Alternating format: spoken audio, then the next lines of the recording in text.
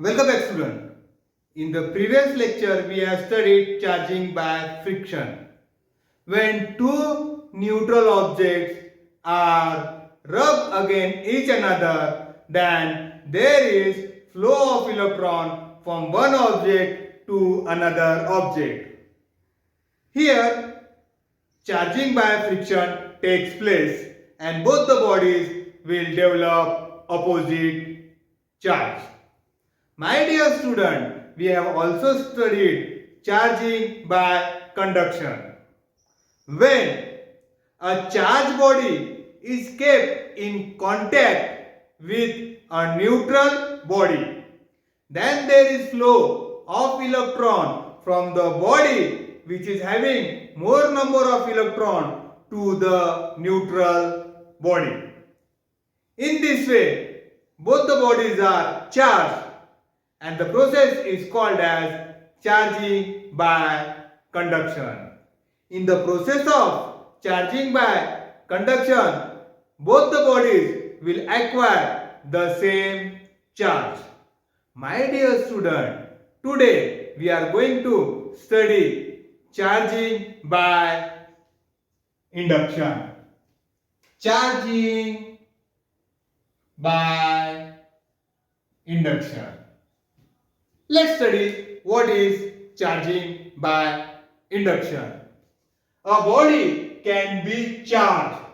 A neutral body can be charged by bringing a charged body. By bringing a charged body near it, but without touching it. My dear student, in the process of charging by induction, a body can be charged. It means that a neutral body can be charged. By bringing a charged body, we can bring a charged body near it, near the neutral body, but not touching it, without allowing both the body to touch each another. This is called charging by induction. My dear student, a body can be charged by bringing a charged body near it without touching it. This process is called as charging by induction. In this process, a charged body is brought near the neutral object without allowing both the body to touch each another, and this process is called as charging by induction. In this case, the body charged acquires an opposite charge to that of the body charging it. One more time. In this case, the body charged acquires an opposite charge to that of the body charging it. My dear student, when we bring a charged body near a neutral body, then the neutral body is charged, and both the charged body and the neutral body will develop a charge, and they will develop opposite charge to each another. My dear student, in the process of charging by induction, we bring a charged body near a neutral body. In this way, the neutral body is charged and both the bodies will develop opposite charge. What happens during the process of induction? Let's study. When a charged object is brought close to the uncharged object, my dear student, in this example, we will take two bodies. One is charged and another is neutral. Let's consider the bar to be charged. When a charged object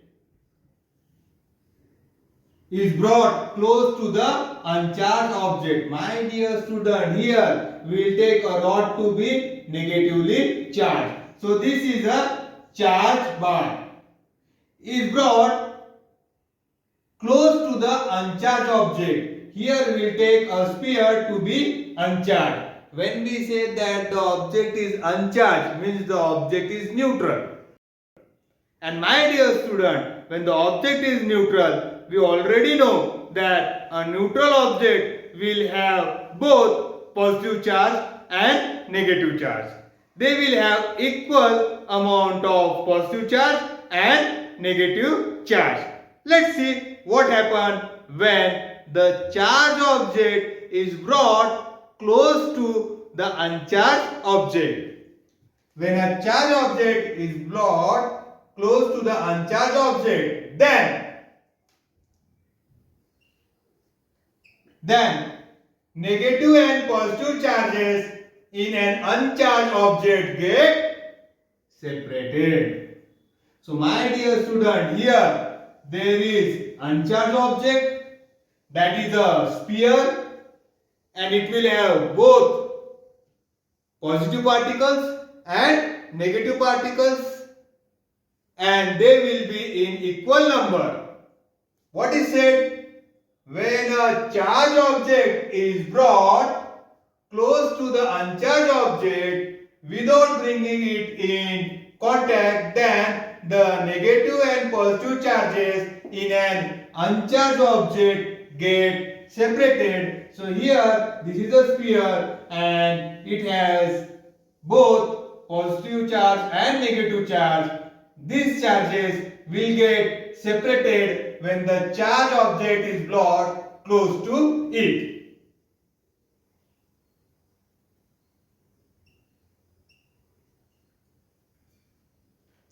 My dear student, here in the sphere I have shown that when a charged body is brought close to the uncharged body, then the negative particles and the positive particles get separated. This is one process. Or when an uncharged object is placed very close to the charged object without touching the near end, acquires a charge opposite to the charged object, and both the bodies attract each other. This is called charging by induction. My dear student, in charging by induction, a charged body is brought close to the uncharged body, or when an uncharged object is placed very close to a charged object without touching the near end, or if we keep an uncharged object very close to the charged object without touching its near end, then the uncharged object acquires a charge opposite to the charged object, and both the objects will attract each another. Then, my dear student, both the objects will acquire opposite charge, and you know that when they acquire opposite charge, they will attract each another. This is called charging by induction.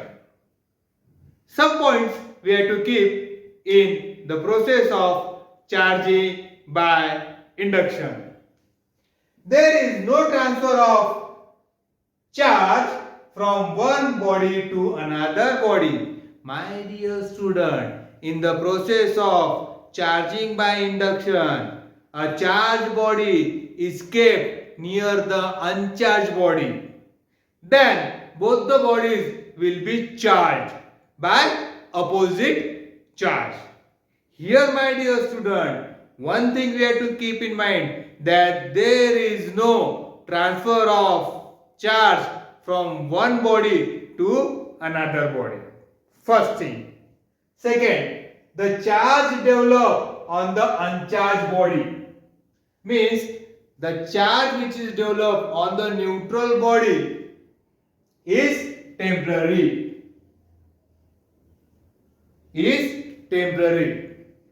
And this induced charge means the charge which is developed on the uncharged body or a neutral body disappears, okay, at the removal of inducing body. My dear student, when we charge the uncharged body by a process called as charging by induction, then both the bodies will be oppositely charged and the uncharged body will be charged, but the charges present on the uncharged body will be temporary and will disappear when the charged body is taken away from the uncharged body. The charged body induce opposite charges. Now, my dear student, either you bring a charged body to a neutral body, or if you take a neutral body to the charged body, then in the process of charging by induction, we have seen that there is separation of positive and negative charges present in the neutral body.